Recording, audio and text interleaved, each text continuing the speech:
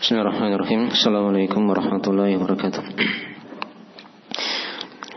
Innal hamdalillah nahmaduhu wa nasta'inuhu wa nastaghfiruh. Wa na'udzu billahi min shururi anfusina wa min sayyiati a'malina. May yahdihillahu fala mudilla lahu wa may yudlil fala hadiya lahu.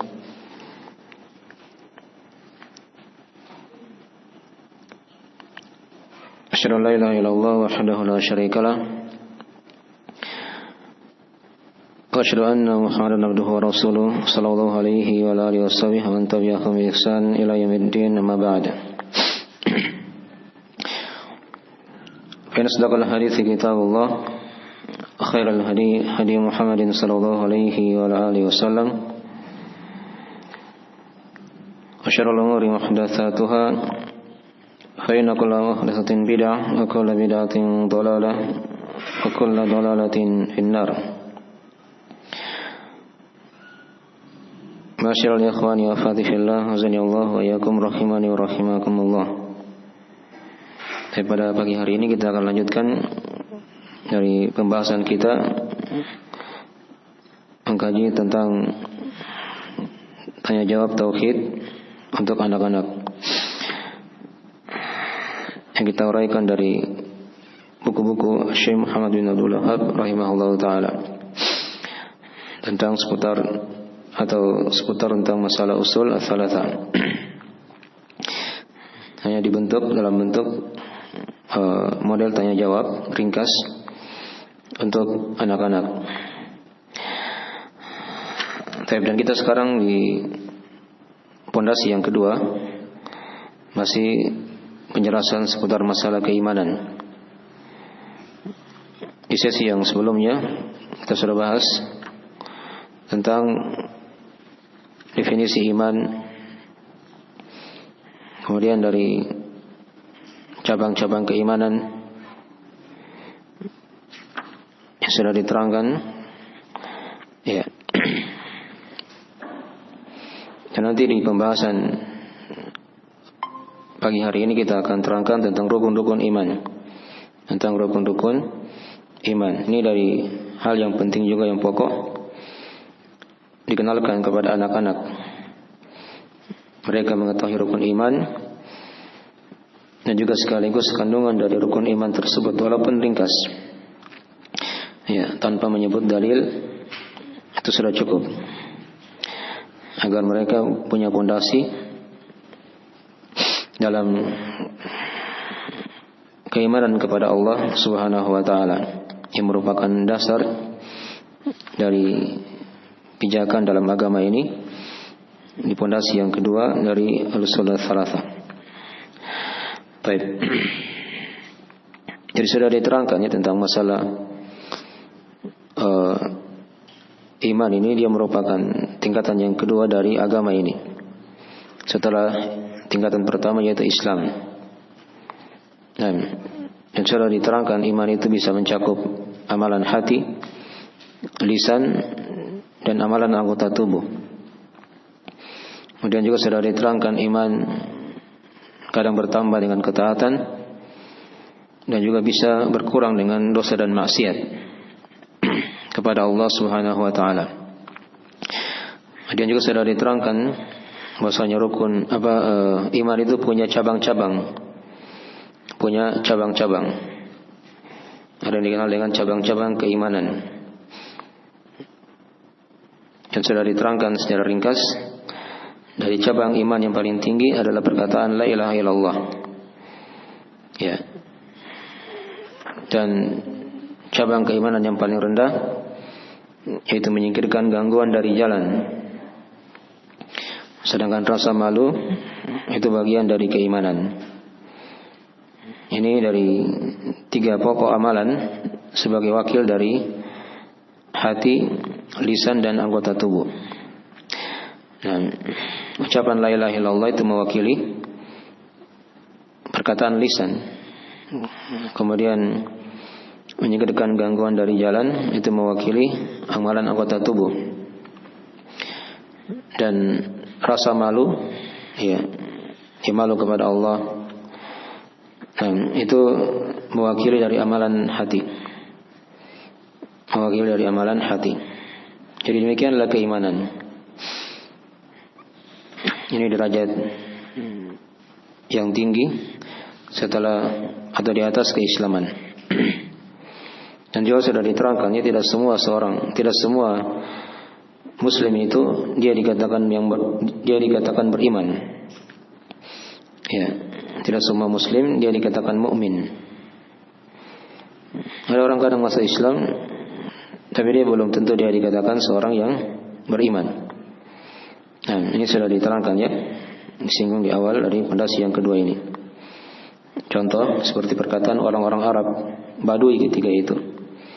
Mereka telah berislam. Qalatil a'rabu amanna qul lam tu'minu walakin qulu aslamna walamma yadkhulul imanu fi qulubikum. Orang-orang Arab Badui ketika itu berkata, amanna, kami telah beriman. Maka dibantah oleh Allah, qul lam tu'minu, kalian belum beriman. Walakin qulu aslamna, akan tetapi kalian baru apa? Berislam. Walamma yadkhulul imanu fi qulubikum, dan iman belum masuk dalam hati-hati kalian. Ya. Jadi kadang ada kaum muslimin dia masih di tingkatan yang pertama dari agama ini. Masih seorang muslim atau muslimah. Tapi dia belum menjadi seorang mukmin atau mukminah. Ini perlu dipelajari tentang masalah keimanan, ya, yang ditanamkan dalam agama kita, ya. Walaupun dia bentuknya soal jawab untuk anak-anak, tapi ketika dia mengajar misalnya, itu hendaknya dia ilmui perkara itu. Apakah itu untuk orang tua atau guru? Nah, tidak hanya sekedar dia baca, tapi dia ilmui tentang apa itu iman agar dia menjadi seorang mukmin dan mukminah. Ya, lebih tinggi derajatnya di sisi Allah Subhanahu wa taala nantinya dibandingkan dengan kebanyakan manusia dari kaum muslimin yang mungkin tidak belajar agama, hanya baru sekadar masuk ke dalam agama Islam, ya, secara umum. Baik. Sekarang kita lihat di soal yang ke-25 dan soal yang ke-26. Ini dua pembahasan yang kita akan kaji di pagi hari ini. Ya. Dikatakan di situ kam arkanul iman. Kam arkanul iman. Ya, berapa rukun iman? Akan dijawab sittatu arkanin. Ya, dijawab sittatu arkanin. Ada 6 rukun. Ya. 6 rukun ini diterangkan dalam hadis Jibril, ya, yang sudah kita baca juga dalam riwayat Imam Muslim dari Umar bin Khattab radhiyallahu taala anhu. Ketika Nabi sallallahu alaihi wasallam ditanya tentang iman oleh malaikat Jibril yang menyamar ketika itu menjadi manusia, maka Nabi menjawab, ya, antu'mina billahi wa malaikatihi wa kutubihi wa rusulihi wal yaumil akhir wa tu'mina bil qadari khairihi wa syarrihi. Engkau beriman kepada Allah, para malaikatnya, kitab-kitabnya, para rasulnya, hari akhir, dan engkau beriman kepada takdir yang baik dan takdir yang buruk. Itu 6 rukun diterangkan dalam hadis yang mulia itu. Ya, ada iman kepada Allah, nanti kita akan terangkannya di soal yang ke-26 nanti. Nah, baik. Jadi dalilnya, ya, dari antara dalil tentang masalah itu. Hadis riwayat Muslim dari Umar bin Khattab. Datangnya Jibril itu yang bertanya tentang perkara-perkara agama, dari keislaman, keimanan, nanti ada ihsan juga ditanyakan di situ. Dan nanti terakhir akan ditanya tentang masalah ciri-ciri hari kiamat. Itu panjang hadisnya, ya. Sekira sering kita singgung, ya, dan bisa dilihat dari hadis tersebut. Ya, kemudian soal yang ke-26 yang kita akan dalami, dikatakan di situ ma hiya arkanuhu. Apa itu rukun-rukunnya? Maksudnya apa rukun-rukun dari iman itu? Ya, nanti ditambah situ dari terjemahannya, ya. Ada yang kurang kayaknya. Ya, apakah ia, maksudnya itu ditambahkan apakah rukun-rukunnya begitu ya? Apakah rukun-rukun iman itu? Ya, itu al-imanu billahi wa malaikatihi wa kutubihi wa rusulihi wal yaumil akhir wal imanu bil qadari khairihi wa syarrihi. Nah, iman itu rukunnya adalah keimanan kepada Allah, kemudian para malaikatnya, kitab-kitabnya, para rasulnya, hari akhir, dan iman kepada takdir yang baik dan buruknya. Taib. Jadi ini 6 rukun ya, diterangkan dalam Al-Quran atau diterangkan dalam hadis yang sudah kita bacakan tadi ya. Ya. Dan juga diterangkan dalam Al-Quran Al-Karim. Ya, ada di beberapa tempat dalam Al-Quran Al-Karim.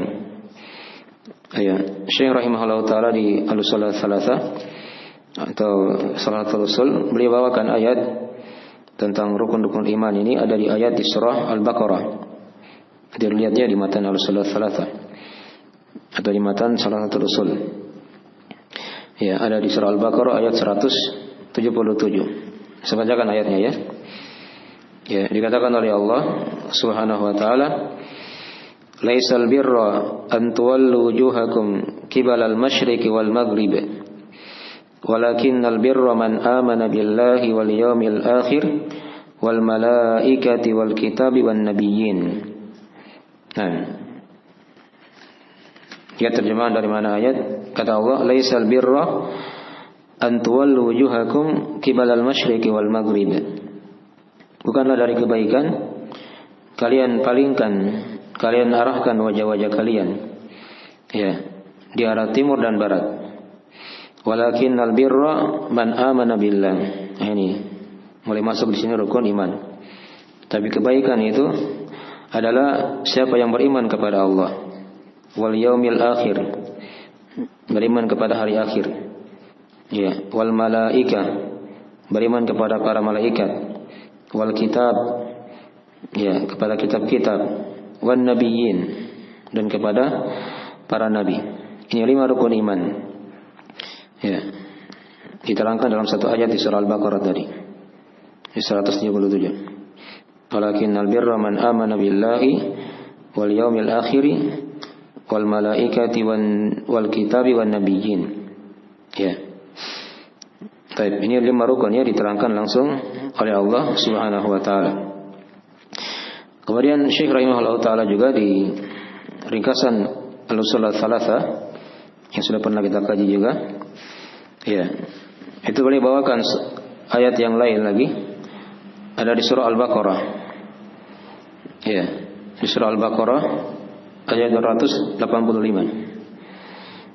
Ayat 285. Ya, ini ayat sering dibaca ya ketika mau tidur kan, dari zikir keseharian kita. Dikatakan oleh Allah Subhanahu wa taala, "Amana ar-rasulu bima unzila ilaihi mir rabbih wal mu'minun. Kullun amana billahi wa malaikatihi wa kutubihi wa rusulihi. La nufarriqu baina ahadin mir rusulihi. Wa qalu sami'na wa ata'na ghufranaka rabbana wa ilaikal masir." Ya, perhatikan dari mana ayatnya. Dikatakan amana rasul bima unzila ilaihi mir rabbih wal mu'minun. Rasul telah beriman terhadap apa yang diturunkan kepadanya dari Rabbnya dan juga orang-orang yang beriman. Kullun amana billah. Setiap dari mereka beriman kepada Allah. Wa malaikatihi. Ya, kepada para malaikatnya. Sudah 2 ya. Nah, wa kutubihi, dan kepada kitab-kitabnya. Wa rusulihi, dan kepada para rasulnya. Sudah 4. Kemudian dikatakan situ la nufarriqu baina ahadin mir rusuli. Ya, kami tidak membeda-bedakan antara seorang pun dari para rasulnya. Wa qalu sami'na wa ata'na ghufranaka rabbana wa ilaikal masir. Dan mereka berkata seluruhnya tadi Rasul dan orang-orang yang beriman, yaitu para sahabat. Ya, mereka berkata sami'na wa ata'na. Kami dengar dan kami taat. Ghufranaka rabbana, kami harapkan pengampunanmu wahai Rabb kami. Wa ilaikal masir, dan hanya kepadamu lah tempat kembali. Ya, kalimat wa ilaikal masir ini syarat dari rukun iman yang kelima, yaitu iman kepada hari akhir. Karena seluruh dari manusia itu akan kembali kepada Allah Subhanahu wa taala. Nah, akan dibangkitkan oleh Allah pada hari kiamat nanti. Ya, jadi ini ayat juga menjelaskan juga tentang rukun 5 rukun iman. Ya. Dikatakan tadi kullun amana billahi wa malaikatihi wa kutubihi wa rusulihi. Ini sudah 4. Kemudian ditutup tadi dengan ayat wa ilaikal masir. Dengan lafaz wa ilaikal masir. Baik. Adapun rukun iman yang ke-6 itu disendirikan ya oleh Allah di ayat yang lain. Ya. Ada di surah Al-Qamar ayat 49. Dilihat ya di Al-Surah Tsalatsa juga. Nah, ini iman kepada takdir yang baik dan takdir yang buruknya. Dikatakan situ inna kulla syai'in khalaqnahu biqadar. Sesungguhnya kamilah yang telah mencipta sesuatu ya dengan kadarnya, ya, dengan takdir. Ini surah Al-Qamar ya, ayat 49. Inna kulla syai'in khalaqnahu biqadar. Baik. Jadi ini 6 rukun iman ya. Masing-masing rukun iman ini ada kandungan-kandungan yang kita akan terangkan nanti insyaallah taala. Ya, ini yang perlu kita harus dalami agar kita ya dianggap sebagai seorang yang beriman kepada Allah Subhanahu wa taala. Baik, kita mulai sekarang dari rukun iman yang pertama. Walaupun ini sudah sering kita lewati ya. Tapi demikianlah ilmu agama itu sering diulang-ulangi agar dia tertanam kuat dalam hati seorang hamba. Dan mungkin di sebagian kita mungkin ada yang luput, ada yang lupa dari pembahasan kandungan rukun iman ini. Ya. Jadi yang pertama itu dari rukun iman, yaitu iman kepada Allah Subhanahu wa taala. Iman kepada Allah dimaklumi dia terkandung padanya 4 perkara. Ya. Terkandung padanya 4 perkara. Nama Allah sudah kita terangkan ya di pondasi yang pertama. Arti nama Allah adalah yang disembah atau yang diibadahi oleh seluruh makhluk, oleh seluruh makhluknya. Nah, itu dari makna nama Allah Subhanahu wa taala yang mulia. Ya, dialah yang disembah, yang memiliki peribadahan, yang memiliki penyembahan. Disembah oleh seluruh makhluk. Ya. Baik. Adapun iman kepada Allah terkandung padanya 4 perkara. Terkandung padanya 4 perkara. Yang pertama, seorang dia mengimani akan adanya Allah Subhanahu wa taala. Ya, dia imani akan wujudnya Allah. Dia imani akan wujudnya Allah Subhanahu wa taala. Ya, karena pada Allah itu tidak ada keraguan. Siapa yang ragu akan adanya Allah, maka dia bukan seorang muslim, bukan seorang yang beriman.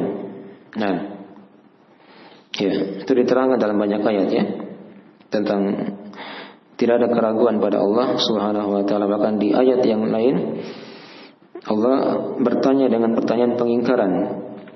Afillahi syakkun fatirus samawati wal ard. Ya, apakah pada Allah itu ada keraguan? Sementara dialah yang telah mencipta langit dan bumi. Nah, jadi ini dari kandungan iman kepada Allah yang pertama. Seorang meyakini akan wujudnya Allah, adanya Allah. Ya. Dan adanya Allah itu ditetapkan ya oleh fitrah manusia. Oleh fitrah manusia. Nah, fitrah manusia itu secara fitrah walaupun dia tidak diajari, ya, pasti dia akan tahu bahwasanya Allah itu ada. Ya, pasti dia akan tahu Allah itu ada. Ya, anak-anak yang baru lahir itu kan tahu semuanya. Bahwasanya dia dicipta oleh Allah Subhanahu wa taala. Ini sudah kita terangkan di pondasi yang pertama dari ma'rifatullah. Ketika ditanya mereka di mana Allah, mereka akan menjawab di langit. Ya, mereka menuju ke langit. Ini anak-anak saja. Itu sudah paham tentang masalah itu. Apalagi kalau dia sudah dewasa dan telah mempelajari ilmu agama. Nah, jadi fitrah manusia itu menetapkan akan adanya Allah Subhanahu wa taala. Kemudian juga akal sehatnya juga seperti itu.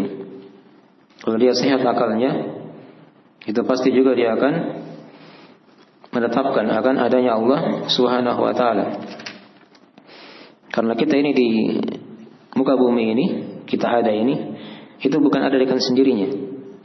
Ya, tapi ada yang menciptakan kita. Dulunya kita tidak ada. Ya, hal ata 'alal insani hinun minad dahri lam yakun syai'an madhkura. Ya, tidak akan datang kepada manusia suatu masa dari waktu. Mereka dulunya belum disebut-sebut. Nanti akan ada yang namanya manusia. Dan Allah sudah hidup ketika itu. Ya. Jadi dulunya kita tidak ada. Kemudian kita dicipta oleh Allah Subhanahu wa taala. Nah, jadi kalau bagus akalnya, bagus pikirannya, itu akan menetapkan adanya Allah Subhanahu wa taala. Ya. Sampai-sampai orang kafir saja itu juga menetapkan akan adanya Allah Subhanahu wa taala. Nah, ini dari hal yang telah dimaklumi ya. Ya, seorang sahabat ketika itu yang masih kafir dulunya, yang bernama Jubair bin Mut'im.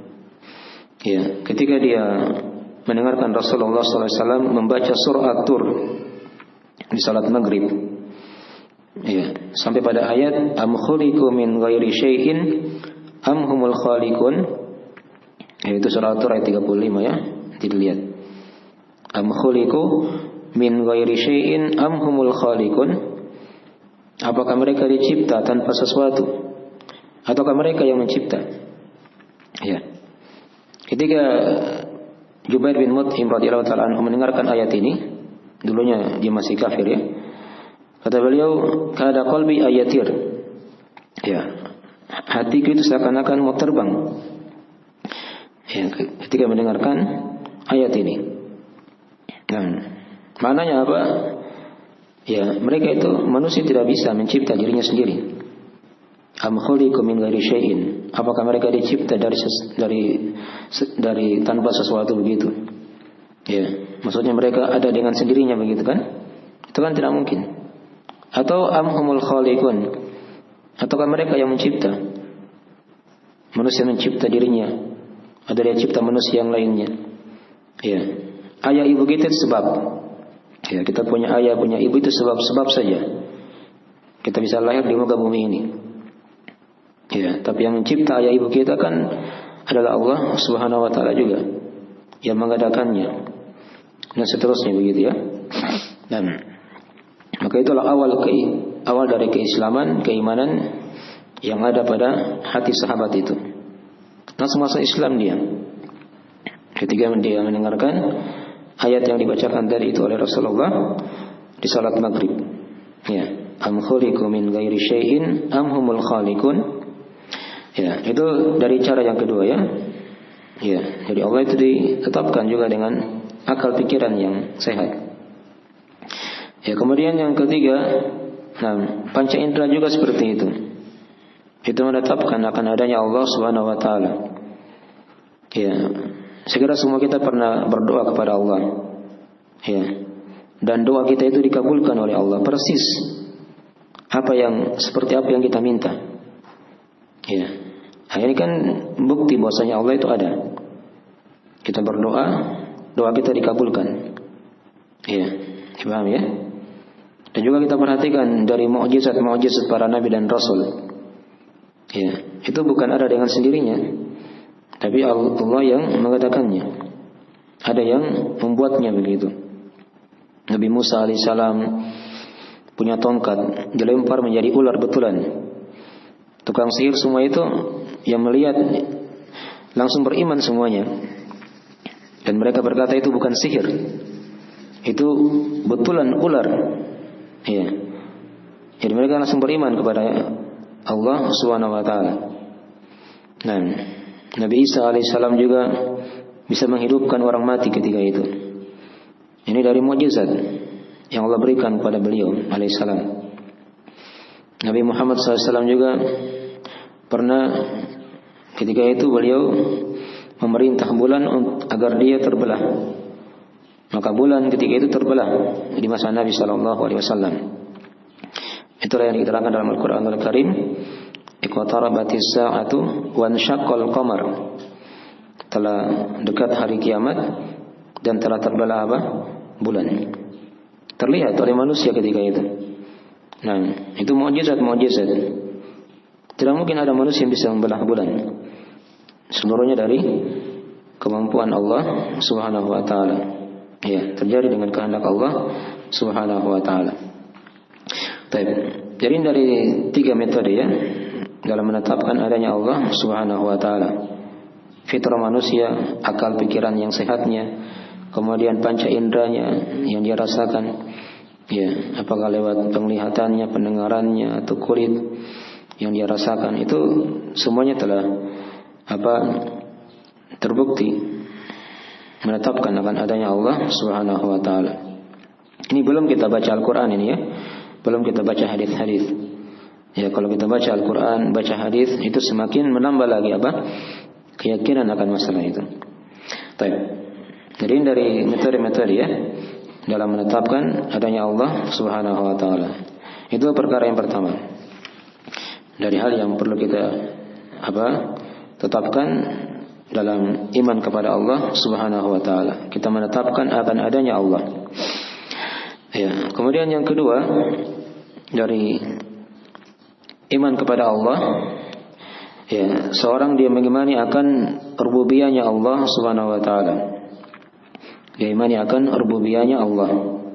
Ini sudah kita bahas di pondasi yang pertama ya. Ada tauhid rububiyah namanya kan? Ya.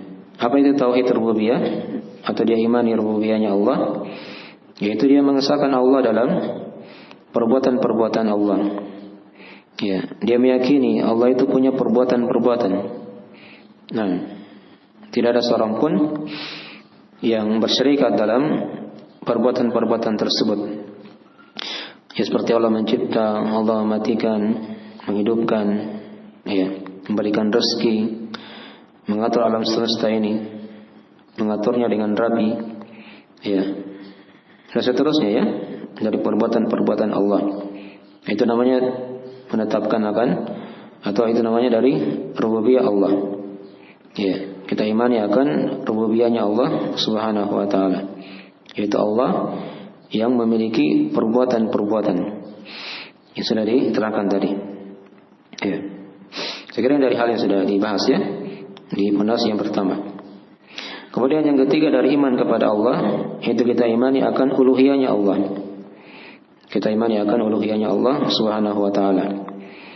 Ya, ini juga sudah kita terangkan di tauhid uluhiyah.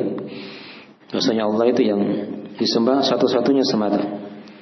Tidak ada syarikat baginya. Tidak ada syarikat baginya. Mengimani akan ya keesaan Allah dalam peribadahan. Maksudnya Allah yang disembah semata, tidak ada syarikat baginya dalam uluhiyahnya. Baik, ini juga sudah kita bahas di pondasi yang pertama. Nah, dan ini banyak ayatnya kalau kita ingin baca ya dalam Al-Qur'anul Karim. Dan lalu setelah jauh-jauh kita lihat aja juz 30 yang ringkas-ringkas itu kan. Itu ada ayat-ayat penuh banyak ya. Berlimpah di situ. Dari ayat-ayat yang menjelaskan tentang rububiyahnya Allah dan uluhiyahnya Allah Subhanahu wa taala. Seperti surah Al-Fatihah misalnya kan. Ketika dikatakan alhamdulillahi rabbil alamin. Ya, ini ada penetapan tauhid rububiyah di situ. Dari lafaz rabbil alamin. Dialah Rabbnya semesta alam. Dan Rabb sudah kita terangkan juga dari di pondasi yang pertama kan. Dialah yang mencipta, yang mengatur, menguasai, dan dialah yang disembah dan diibadahi. Nah, nama Allah sendiri itu jelas.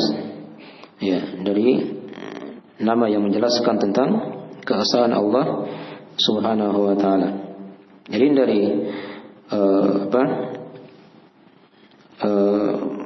dari perkara yang ketiga ya, dari kandungan yang ketiga dari iman kepada Allah, mengimani akan uluhiyahnya Allah Subhanahu wa taala. Kemudian yang ketiga, ada yang keempat, dari iman kepada Allah kita imani akan nama dan sifat Allah. mengimani akan nama dan sifat Allah Subhanahu wa taala. Jadi Allah itu punya nama-nama dan sifat. Ya, dan ini sudah kita bahas juga di tauhid asma wa sifat. Di pondasi yang pertama. Ya, di pondasi yang pertama.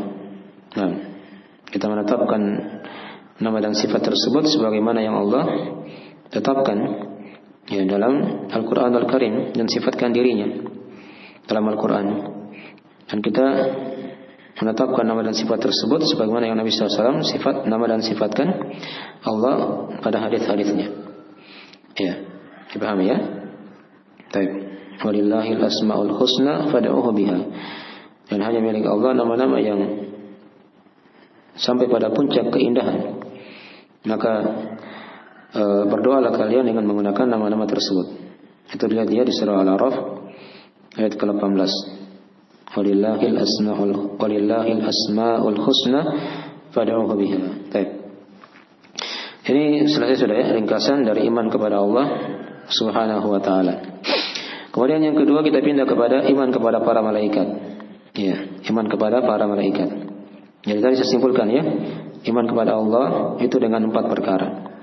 Yang pertama mengimani akan wujudnya Allah, adanya Allah. Tadi sudah diterangkan, adanya Allah itu ditetapkan oleh fitrah manusia, oleh akal yang sehat, oleh panca indranya, ya, oleh ayat Al-Quranul Karim dan hadis-hadis Rasulullah Sallallahu Alaihi Wasallam.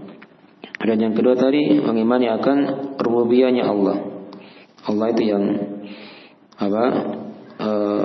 mempunyai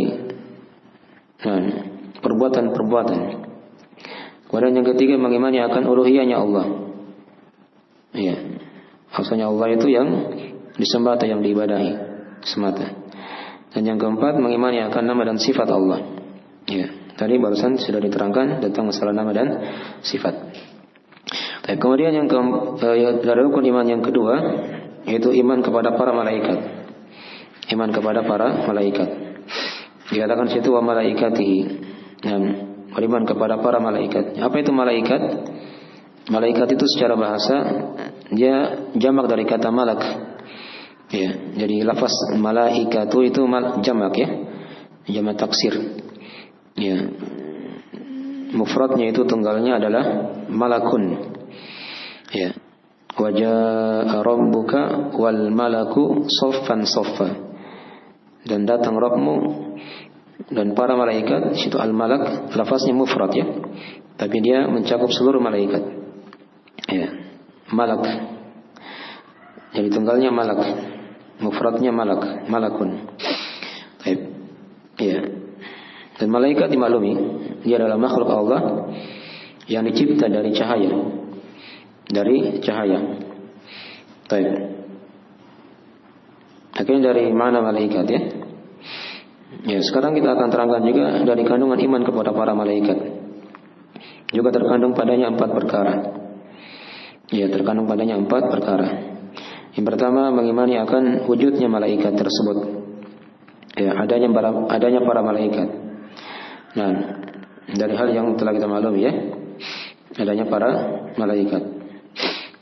Ya, banyak ayat dan hadis yang sudah kita bacakan ya tentang para malaikat. Ya, mengimani akan wujudnya para malaikat. Dan kemudian yang kedua dari iman kepada para malaikat yaitu mengimani akan sifat-sifat mereka. Ya, atau sebelum kita masuk di sifat-sifat, kita imani akan beriman akan mereka ini malaikat ini punya nama-nama. Ya, mengimani akan nama-nama para malaikat. Ya. Yang ditahu namanya kita imani secara rinci. Yang tidak ditahu namanya maka kita imani secara apa? Global.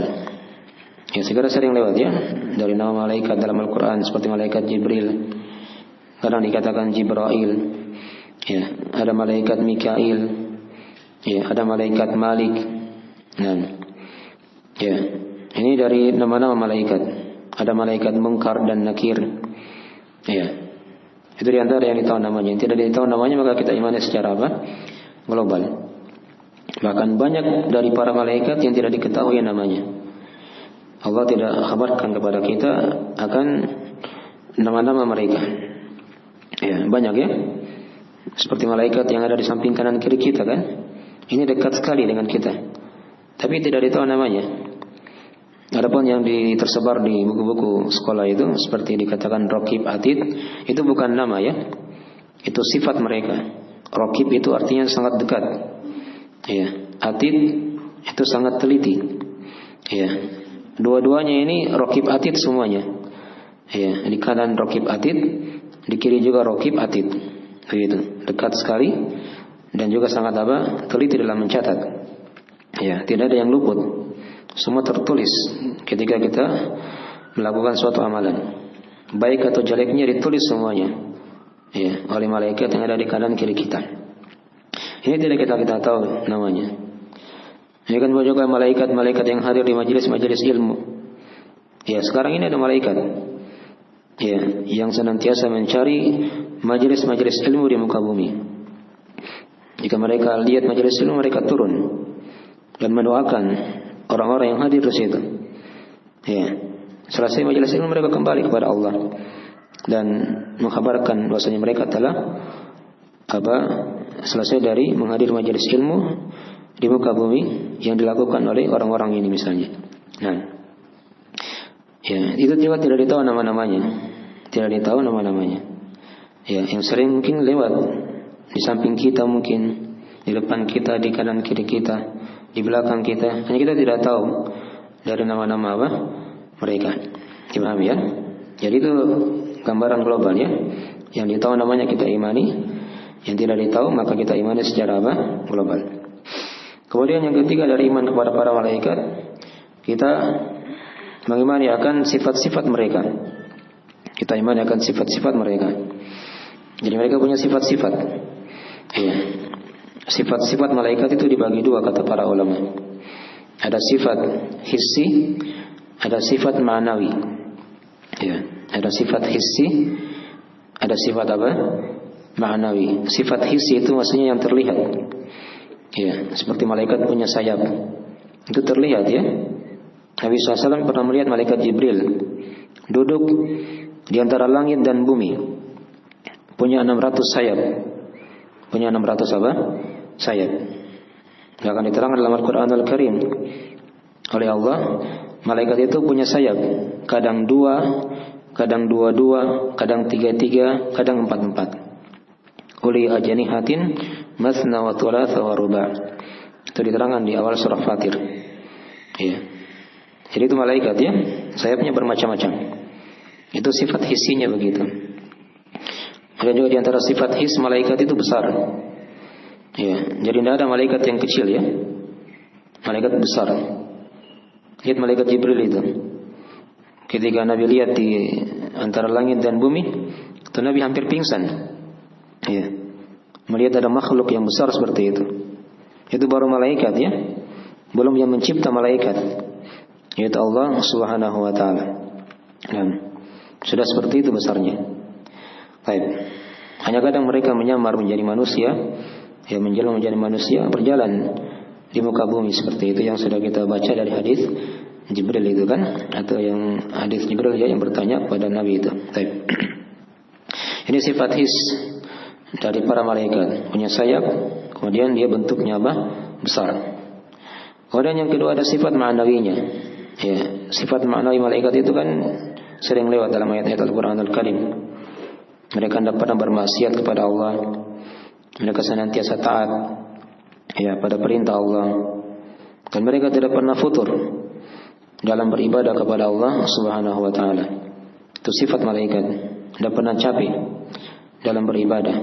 Ya, beda dengan kita ya. Kalau manusia itu kan ada masa-masa semangatnya, ada masa-masa kadang dia bisa futur. Dia capek dalam beribadah. Kalau malaikat tidak ada seperti itu. Ya. Mereka tidak butuh makan minum, ya. Bahkan mereka itu senantiasa bersemangat dalam beribadah kepada Allah Subhanahu wa taala. Dan ini sifat-sifat maknawi mereka. Dan baik. Itu dua ya. Dalam masalah mengimani akan sifat-sifat malaikat. Kita imani akan sifat hisnya, ada sifat maknawi. Kemudian yang keempat dari iman kepada para malaikat, kita imani akan tugas-tugas mereka.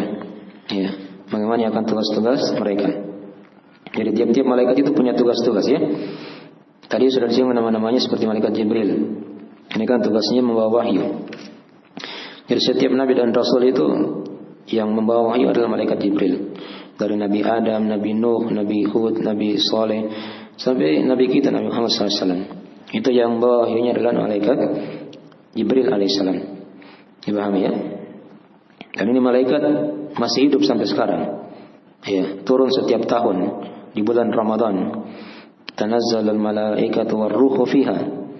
Akan turun malaikat pada malam itu, di malam Al-Qadar, dan juga ar-ruh, yaitu malaikat Jibril.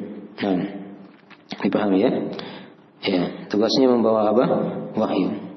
Malaikat Mikail yang tadi sudah disebut namanya misalnya kan, ini ditugaskan oleh Allah untuk misalnya menulis atau apa mengatur tumbuh-tumbuhan, nah, dan hujan. Itu diatur oleh malaikat Mikail. Tadi juga sudah lewat malaikat Malik, tugasnya menjaga neraka misalnya kan. Ya, semua itu ada dalilnya ya, kalau mau diterangkan semua. Ya. Ada malaikat Munkar dan Nakir. Ini tugasnya bertanya, memfitnah, menguji manusia di alam kubur. Ya. Mau muslim mau kafir, semua akan bertemu dengan malaikat apa? Munkar dan Nakir nanti. Ya. Bukan pula malaikat maut yang tugasnya mencabut nyawa. Nah, ini sering lewat di depan kita mungkin, di samping kita, kanan kiri kita, kita tidak melihatnya. Ya, dipahami ya, malaikat maut ini. Dan kita senantiasa lalai darinya, padahal dia tidak pernah apa? Lalai dari kita. Nah, siap mencabut nyawa kita jika waktunya sudah tiba. Ya, itu yang ditahu ya dari tugas-tugasnya kan. Nah, hanya dia tidak ditahu namanya ya. Ya, hanya dalam Al-Quran dan hadis dikatakan malakul maut. Ya, dikatakan malakul maut, malaikat pencabut nyawa. Ya, atau malaikat kematian. Nah, ada namanya diterangkan di sebagian hadis tapi tidak kuat.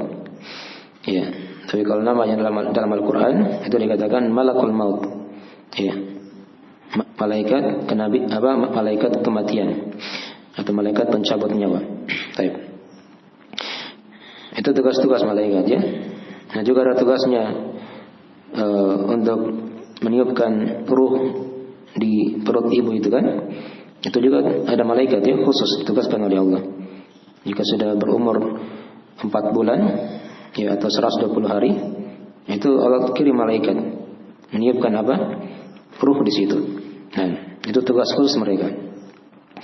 Ada juga tugasnya tadi sudah diterangkan yang ada di majelis-majelis ilmu. Nah, itu ada malaikat-malaikat yang ditugaskan oleh Allah Subhanahu wa taala. Malaikat yang ada di kanan kiri kita, ya, menulis amalan baik dan amalan buruk kita. Itu ditugaskan oleh Allah Subhanahu wa taala. Dan ini banyak ya kalau mau diterangkan semua dari tugas-tugas para malaikat. Jadi yang ditahu tugasnya kita imani secara rinci, yang tidak ditahu tugasnya maka kita imani secara apa? Secara global. Dipahami ya? Baik. Ya, ini dari sekilas tentang iman kepada para malaikat. Jadi kita ulangi tadi kesimpulannya. Jadi iman kepada para malaikat itu terkandung padanya 4 perkara. Yang pertama mengimani akan wujudnya malaikat. Yang kedua mengimani akan nama-nama mereka. Ya, yang ditahu namanya kita imani secara rinci, yang tidak ditahu kita imani secara global. Mereka punya nama-nama. Kemudian yang ketiga tadi kita imani akan sifat-sifat malaikat. Ya, ada sifat his, ada sifat ma'nawi. Dan yang keempat tadi kita imani akan tugas-tugas mereka. Yang ditahu kita imani secara rinci tugas-tugasnya, dan tidak ditahu kita imani secara apa? Global. Baik. Kemudian yang ketiga dari rukun iman dikatakan di situ wa kutubihi. Iman kepada kitab-kitabnya. Ya, iman kepada kitab-kitab Allah Subhanahu wa taala. Ya, kutub itu jamak dari kata kitabun ya. Sekiranya kalau yang belajar bahasa Arab sudah paham. Jadi kutubun itu kan jamak, taksir kan? Ya, wa kutubihi, dan kitab-kitabnya. Jamaknya dari kata kitabun. Ya, kitab. Ya, kitab di sini maksudnya kitab-kitab Allah yang diturunkan oleh Allah kepada para nabi dan rasul. Ya, kepada para rasulnya. Nah, baik. Dan kitab di sini atau seorang beriman kepada kitab-kitab Allah itu juga terkandung padanya 4 perkara. Ya, terkandung juga padanya 4 perkara. Yang pertama, seorang diimani akan turunnya kitab tersebut dari sisi Allah Subhanahu wa taala. Ya, dia mengimani akan turunnya kitab-kitab tersebut dari sisi Allah Subhanahu wa taala. Jadi dia diturunkan dari Allah ya, bukan buatan manusia. Jadi kitab-kitab Allah ini.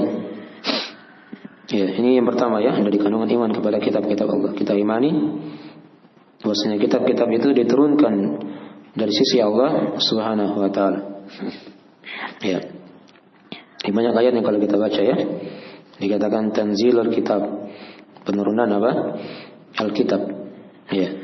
Kemudian yang kedua dari iman kepada kitab-kitab Allah, kita imani dari nama-nama kitab-kitab tersebut. Yang ditahu namanya kita imani secara rinci, yang tidak ditahu kita imani secara apa? Global. Nah, Al-Quran misalnya kan, dimaklumi. Itu diturunkan kepada Nabi Muhammad SAW. Kitab Injil diturunkan kepada Nabi Isa alaihissalam. Itu ditahu namanya kan? Ya, kitab Taurat diturunkan kepada Nabi Musa. Kitab Zabur diturunkan kepada Nabi Daud. Ya. Ada juga bentuk suhuf, lembaran-lembaran ya, seperti suhuf Ibrahim. Ya. Ada juga suhuf Musa. Suhuf Musa ini ada 2 pendapat ya ulama. Ada yang mengatakan dia dari Taurat, dan juga ada yang mengatakan dia lembaran tersendiri selain apa? Taurat. Yang jelas ada lembaran-lembaran yang diberikan oleh Allah kepada Musa dan Nabi Ibrahim. Ya. Kepada Nabi Musa dan Nabi Ibrahim alaihimus salatu wassalam. Baik. Jadi ini dari iman yang kedua ya, kepada kitab-kitab Allah. Kita imani nama-nama kitab tersebut. Yang ditahu kita imani secara terperinci tadi, kita imani ya. Yang tidak ditahu namanya kita imani secara global. Ada kitab-kitab yang tidak dikhabarkan ya oleh Allah Subhanahu wa taala kepada kita semuanya. Kemudian yang ketiga dari iman kepada kitab-kitab Allah, yaitu seorang dia benarkan, membenarkan dari apa yang sahih dari kabar-kabarnya. Ya, membenarkan apa yang sahih dari apa? Dari kabar-kabar dalam kitab-kitab tersebut. Nah, ya, sepanjang dia belum diganti, belum dirubah ya. Al-Quran, kalau di Al-Quran kan jelas tidak ada pergantian, tidak ada perubahan, karena Allah menjaga Al-Quran ini. Hanya yang jadi masalah itu di kitab-kitab terdahulu, ya, di kitab Taurat, Zabur, Injil. Allah sudah kabarkan dalam Al-Quranul Karim telah dirubah oleh para pendeta mereka, oleh para rahib-rahib mereka. Ya, jadi apa yang sahih, yang ditahu dalam masalah ini kita benarkan. Dan itu kadang banyak dikabarkan dalam Al-Quran Al-Karim ya, dalam hadis-hadis Rasulullah SAW tentang kisah umat-umat terdahulu ya, dari Bani Israel dan seterusnya begitu ya. Itu kita wajib benarkan sepanjang dia dari kabar yang sahih. Itu kandungan yang ketiga ya dari iman kepada kitab-kitab Allah, membenarkan apa yang sahih dari apa? Dari kabar-kabarnya. Kemudian yang keempat, kita beramal dengan hukum dalam kitab-kitab tersebut. Beramal dengan hukum-hukum dalam kitab-kitab tersebut, tapi ingat ada syaratnya di sini. Sepanjang dia belum dihapus oleh Al-Quranul Karim. Ya. Sepanjang dia belum dihapus oleh Al-Quranul Karim. Ya.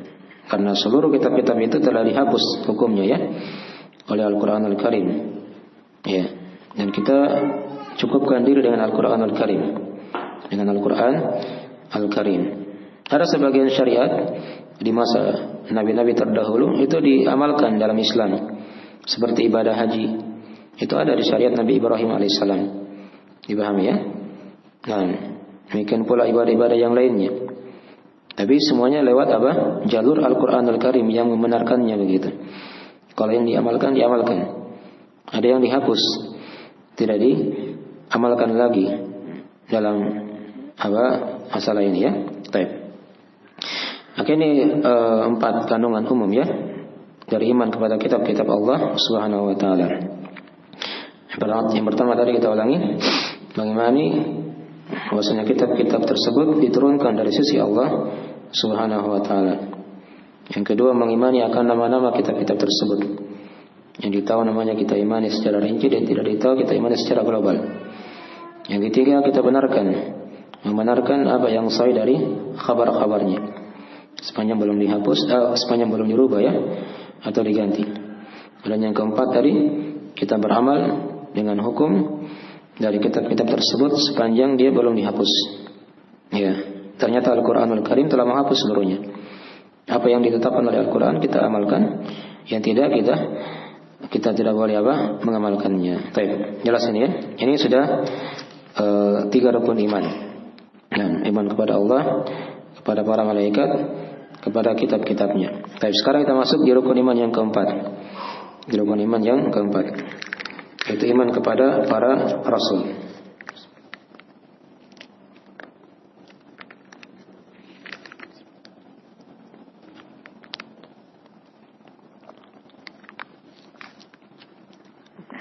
Ya, iman kepada para rasul. Dikatakan di situ wa rusulihi, dan iman kepada para rasulnya. Rasul juga ini jamak ya dari kata rasul. Jamak taksir kan? Rusul. Dari kata rasulun. Nah, jamaknya rusulun ya, adapun mufradnya rasulun. Baik. Ini kadang ada sebagian yang salah baca ya. Di hafalan-hafalan kadang. Harusnya mungkin dijamak wa rusulihi, dibaca wa rasulihi. Itu diperhatikan nanti ya di hafalan-hafalan Al-Quranul Karim kadang. Tapi kadang dia balik lagi, harusnya jamak tapi dia mufradkan wa rasuli, dibaca padahal ayatnya wa rusuli. Baik. Apa itu rasul? Rasul secara bahasa dia dari kata utusan. Ya, rasul secara bahasa dari kata apa? Utusan. Dan rasul yang dimaksud di sini adalah utusan Allah Subhanahu wa taala yang Allah angkat menjadi rasul. Nah, di tengah-tengah manusia untuk menyampaikan ajaran agama. Itu yang dikatakan apa? Rasul. Ya. Baik. Sekarang mungkin ada yang bertanya, apa bedanya rasul dengan nabi? Ya. Nabi dan rasul ini 2 istilah ya. Ada persamaan, ada perbedaan. Ya. Kalau rasul dia adalah orang yang diwahyukan oleh Allah dengan sebuah syariat. Ya. Dan diperintah untuk menyampaikannya kepada kaum yang menyimpang. Kepada kaum yang apa? Yang menyimpang, yang kafir, yang membangkang. Itu namanya apa? Rasul. Jadi dia manusia ya, sama dengan kita, dari laki-laki. Jadi dia ada nabi dan rasul dari perempuan ya. Ya, dari laki-laki saja. Yang diwahyukan oleh Allah dengan sebuah syariat. Dan diperintah untuk menyampaikan kepada kaum yang kafir atau yang menyimpang, yang membangkang. Ini rasul. Kalau nabi mirip juga tadi, dia manusia dari laki-laki yang diberikan wahyu oleh Allah. Ya, tapi dia diperintah untuk menyampaikannya kepada kaum yang sudah apa? Yang sudah sepakat dengan nabi itu, dengan nabi tersebut. Ya, biasanya kalau nabi itu dia hanya melanjutkan dari rasul sebelumnya begitu. Nanti kita akan beri contoh ya supaya lebih jelas. Ya, baik. Jadi itu lihat dari perbedaan nabi dan rasul ya. Walaupun ada banyak pembahasan di sini, tapi itu yang tampak. Ya, dilihat pada umatnya begitu. Kalau nabi, biasanya itu umatnya sudah sepakat. Ya, ada ajaran disampaikan, tapi umatnya sudah apa? Sudah sepakat dengan ajaran nabi itu. Tapi kalau rasul tidak. Biasanya itu dia menghadapi apa? Kaum-kaum yang kafir, yang membangkang begitu kepada Allah Subhanahu wa ta'ala. Tapi seperti Nabi Adam alaihissalam. Nabi Adam ini dia nabi. Ya. Tapi dia bukan apa? Bukan rasul. Karena istri dan anak-anaknya itu sudah apa? Sepakat.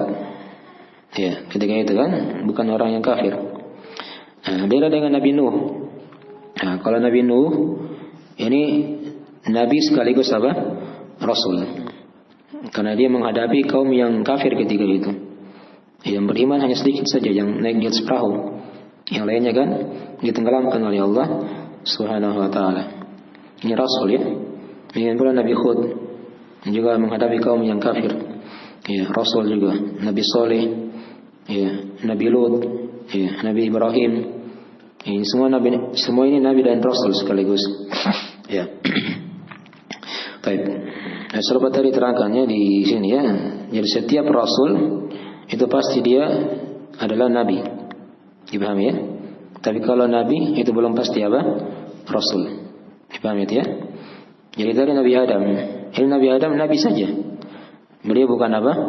Rasul. Tapi kalau Nabi Nuh alaihissalam, dia ini Nabi dan sekaligus apa? Rasul. Karena tidak mungkin dia menjadi Rasul kalau dia belum menjadi Nabi. Nabi dulu baru menjadi apa? Rasul. Dipahami ya? Nabi Hud, Nabi Soleh, Nabi Lut. Ini semua dari apa nabi-nabi yang menghadapi kaum-kaum yang kafir ketika itu. Nabi Ibrahim, ya, Nabi Musa alaihissalam, Nabi dan Rasul sekaligus ya seluruhnya. Baik. Nabi Isa alaihissalam dan Nabi kita seperti itu juga, Nabi dan Rasul. Ya, jadi itu ringkas ya tentang masalah perbedaan Nabi dan Rasul. Lihat pada kaumnya. Ya, walaupun ada juga ulama-ulama yang lain yang menjelaskan tentang perbedaan yang lain, tapi itu untuk meringkas saja pembahasan. Ya. Tapi sekarang kita lihat dari iman kepada para Rasul. Ada 4 perkara juga ya diterangkan oleh para ulama. Iman kepada para Rasul ini. Ya, yang pertama kita imani bahwasanya risalah mereka itu benar dari sisi Allah Subhanahu wa taala. Ya, mengimani bahwasanya risalah mereka itu benar dari sisi Allah Subhanahu wa taala. Tidak boleh diingkari ya. Tidak boleh diingkari. Dan hukum mengingkari satu rasul saja itu sama dia mengingkari seluruh nabi dan rasul yang lainnya. Ya. Perhatikan ayat di surah Asy-Syu'ara ya, ketika Allah kabarkan kadzabat qaum Nuhin al-mursalin.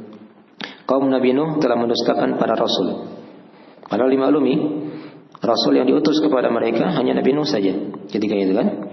Tapi kata Allah, kaum Nabi Nuh telah mendustakan para rasul. Ya, karena mereka mendustakan Nabi Nuh, maka ini hukumnya sama. Dia mendustakan seluruh nabi dan rasul. Jadi yang pertama kita mengimani risalah mereka itu benar dari sisi Allah Subhanahu wa taala. Ya, dan tidak boleh mengingkari satu orang nabi dan rasul pun. Ya. Dipahami ya? Baik. Ini yang pertama. Kemudian yang kedua dari iman kepada para rasul, yaitu kita diterangkan oleh para ulama dalam masalah ini, yaitu kita berimani tentang nama-nama yang ditahu dari nama-nama mereka. Ya, yang ditahu kita imani secara rinci, yang tidak ditahu kita imani secara apa? Global. Dipahami ya? Yang ringkasnya kan dalam Al-Quran itu kan ada 25 orang nabi. Ada berapa? 25 orang nabi. Itu kita imani. Dari tadi sudah diterapkan sebagai nama-namanya dari Nabi Adam, Nabi Nuh, Nabi Hud, Nabi Soleh, Nabi Lut, Nabi Ibrahim. Nabi Ibrahim punya 2 anak kan, yang jadi Nabi dan Rasul juga yang dimaklumi. Itu yang terkenal. Nabi Ismail, Nabi apa? Ishak. Nabi Ishak lagi punya anak, Nabi Yakub. Nabi Yakub punya anak, Nabi Yusuf namanya. Ya, dan seterusnya begitu ya. Nah, baik. Dipahami ya? Dan di Bani Israel itu banyak para nabi di situ ya. Nah, dari Nabi Musa, ya, Nabi Harun, dan Nabi Yahya, Nabi Zakaria, dan Nabi Dzulkifli. Itu dari nama nabi dan rasul. Ya. Nah, Nabi Isa alaihissalam, Nabi kita Nabi Muhammad SAW, itu ada 25 ya kalau mau dirinci dalam Al-Quran Al-Karim. Tapi ingat ya, itu bukan pembatasan. Itu bukan apa? pembatasan. Ada nabi dan rasul yang lain diterangkan dalam hadis-hadis Rasulullah. Seperti Nabi Khidir. Ini tidak ada dalam Al-Quran namanya.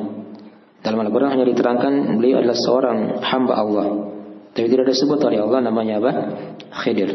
Itu diterangkan dalam hadis. Demikian pula Nabi Yusha.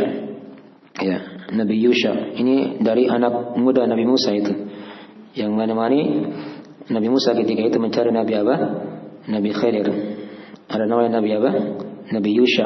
Yusha bin Nun. Ya, ini Nabi dikisahkan dalam Al-Quran, dalam hadis, ya, ada dalam hadis. Dalam Al-Quran dikisahkan juga, tapi tidak disebut namanya. Hanya dikatakan anak muda yang menemani apa? Nabi Musa. Nah, ketika Nabi Musa meninggal, diganti oleh Nabi itu, Nabi Yusha bin Nun. Yusha bin Nun. Ya, itu sebagian nama-nama Nabi ya, yang tidak dalam Al-Quran, tapi diterangkan dalam apa? Dalam hadis-hadis Rasulullah Sallallahu Alaihi Wasallam. Jadi yang kita tahu namanya kita imani secara rinci ya. Yang tidak tahu kita imani secara apa? Secara global. Jelas ya? Itu dari iman kepada para nabi dan rasul yang kedua. Kemudian yang ketiga dari iman kepada para nabi dan rasul, yaitu kita benarkan apa-apa yang sahih dari berita-berita mereka. Dipahami ya? Jadi seluruh nabi dan rasul kita imani berita-berita yang sahih dari mereka, kehidupan mereka, dari Nabi Adam tadi ya, Nabi Nuh, ya, terus sampai kepada Nabi kita Nabi Muhammad sallallahu alaihi wasallam. Ya, apalagi kalau sudah dikabarkan dalam Al-Qur'an Al-Karim, diterangkan oleh Nabi dalam hadis-hadisnya. Ini kita imani semuanya. Tidak boleh kita ingkari dari kabar-kabar mereka. Kemudian yang keempat dari iman kepada para nabi dan rasul, yaitu beramal dengan syariat Rasul yang diutus kepada kita secara khusus. Ya, karena syariat Nabi dan Rasul sebelumnya itu sudah dihapus ya oleh Al-Quran tadi. Oleh karena itu tersisa sekarang kita beramal dengan syariat Rasul yang diutus kepada kita secara apa? Secara khusus. Jelas ini ya. Baik. Itulah Nabi kita Nabi Muhammad sallallahu alaihi wasallam. Tapi ini 4 poinnya ringkas dari iman kepada Nabi dan Rasul. Seorang tadi yang pertama, kita mengimani risalah mereka itu benar dari sisi Allah Subhanahu wa taala, tidak boleh diingkari satupun. Ya, kemudian yang kedua kita imani nama-nama mereka yang ditahu, yang tidak ditahu kita imani secara apa? Global. Yang ketiga kita benarkan dari kabar-kabar mereka yang sahih. Dalam Al-Quran jelas kita yang wajib ya mengimaninya. Dalam hadis juga dilihat hadisnya. Yang sahih kita benarkan. Nah, yang keempat tadi kita beramal dengan syariat Rasul yang diutus kepada kita secara apa? Khusus. Ini rukun iman yang keempat. Tapi sekarang rukun iman yang kelima. Dikatakan di situ wal yaumil akhir, dan beriman kepada hari akhir. Ya. Kenapa dikatakan hari akhir? Karena tidak ada lagi hari setelah itu. Dia hari yang terakhir begitu ya. Itulah hari kiamat. Dan hari akhir ini banyak nama-namanya dalam Al-Quran ya, dalam hadis. Kadang dikatakan hari kiamat, kadang dikatakan apalagi hari ad-din, pembalasan begitu ya, dalam surah Al-Fatihah kan. Dan selainnya dari nama-nama bisa dilihat dalam Al-Quran Al-Karim ya. Di juz-juz 30 itu banyak sekali dari nama-nama hari akhir ini. Ya, juz 29, 28 dan seterusnya. Ya, dalam ayat-ayat Al-Quran sangatlah banyak. Beriman kepada hari akhir itu dimaklum ya, terkandung padanya 4 perkara juga. Terkandung padanya 4 perkara. Yang pertama kita imani dari awal iman kepada hari akhir itu yaitu mengimani akan alam kubur. Mengimani akan apa? Alam kubur. Karena kubur itu kata Nabi diterangkan dalam hadis riwayat Al-Bukhari Muslim dari Utsman bin Affan radhiyallahu taala anhu, al-qabru innal qabra awwalu manzil min manazilil akhirah. Ya, kata Nabi kubur itu adalah awal dari persinggahan ke negeri apa? Akhirat. Jadi kalau mau beriman pada hari akhir, beriman dulu tentang masalah alam kubur. Di situ ada nikmat, ada siksaan, ya. Dipahami ya? Ada pertanyaan-pertanyaan yang akan ditanyakan 3 perkara itu yang kita lagi bahas sekarang ya. itu harus diilmui, diamalkan agar dimudahkan oleh Allah untuk menjawab pertanyaan di alam kubur. Ya, ini dari iman yang pertama ya, atau dari kandungan yang pertama dari iman kepada hari akhir, mengimani akan alam kubur. Ya. Kemudian yang kedua dari iman kepada hari akhir, kita imani akan kebangkitan setelah alam kubur. Jadi seluruh manusia akan dibangkitkan oleh Allah dari kubur-kuburnya. Iya. Wa idal kuburu bu'thirat. Iya. Dan ketika kubur-kubur itu sudah dibongkar, itu pada hari kiamat nanti ya, mereka akan datang menghadap Allah dan pada hari kiamat nanti. Iya, beriman kepada hari kebangkitan. Di kebangkitan ini banyak kejadian-kejadian yang terjadi nanti ya, secara ringkas. Itu diterangkan oleh para ulama. Bagaimana manusia akan datang dalam keadaan telanjang, tidak berpakaian, belum dikhitan, tidak beralas kaki. Matahari pada hari itu didekatkan ya di kepala manusia. Nah, dengan jarak 1 mil. Ya. Kemudian situ banyak kejadian-kejadian ya di hari akhir itu. Tatkala mereka dikumpulkan oleh Allah Subhanahu wa taala. Ada yang diteduhi oleh arsy Allah pada hari kiamat. Itu 7 golongan diterangkan dalam hadis ya. Jadi yang lainnya kepanasan, ada manusia yang dilindungi oleh Allah di bawah naungan apa? Teduhan arsy Allah Subhanahu wa taala. Itu juga perlu dipelajari ya kalau mau dibahas. Ya, itu kejadian-kejadian terjadi ketika hari kebangkitan. Ketika dibangkitkan. Nah, jadi itu yang kedua, mengimani akan kebangkitan.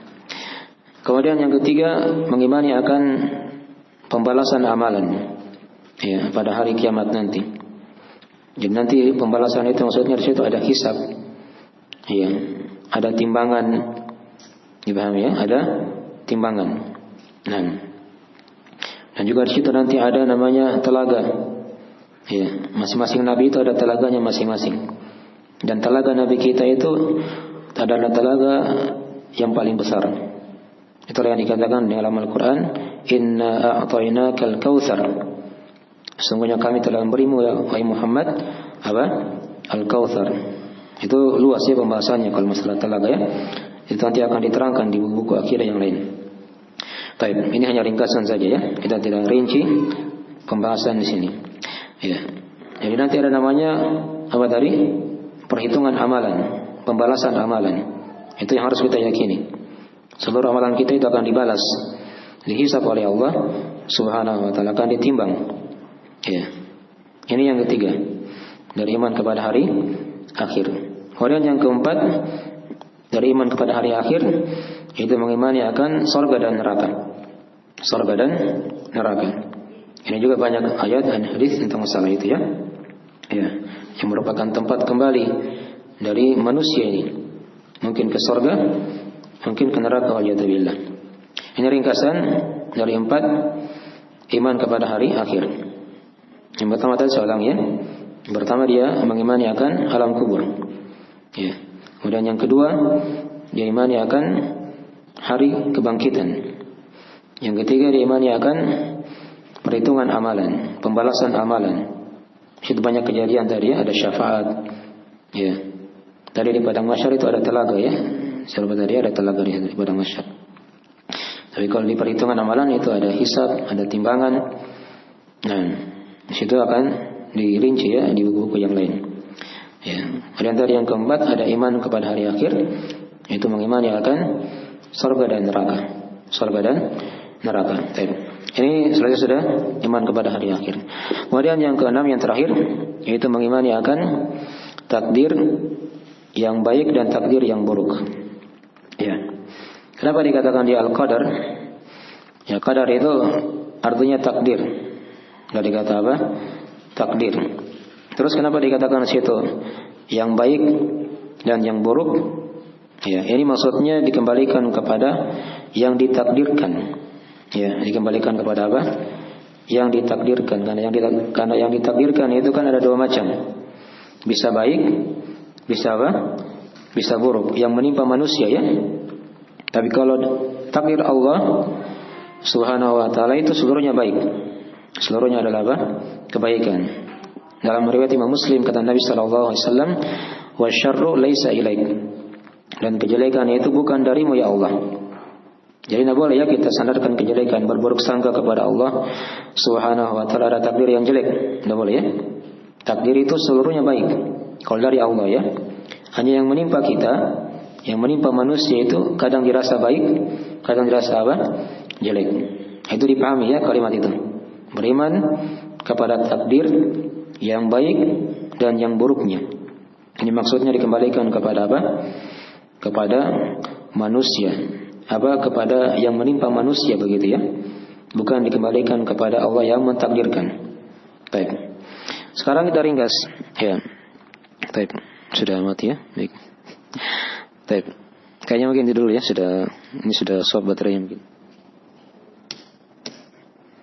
Ya. Hah? Nggak ada ampli. Ya.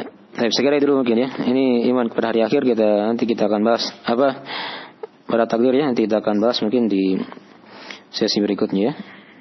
Baik, ini sudah baterainya lowbat ya. Dan juga mungkin waktunya sudah lewat juga waktunya. Kita akhirnya nanti kita insyaallah selesaikan di sesi yang akan datang insyaallah taala. Ya, segera dulu ya. Mungkin kita akhiri majelisnya. Subhanakallahumma wa bihamdik asyhadu an la ilaha illa anta astaghfiruka wa atubu ilaik. Wassalamualaikum warahmatullahi wabarakatuh.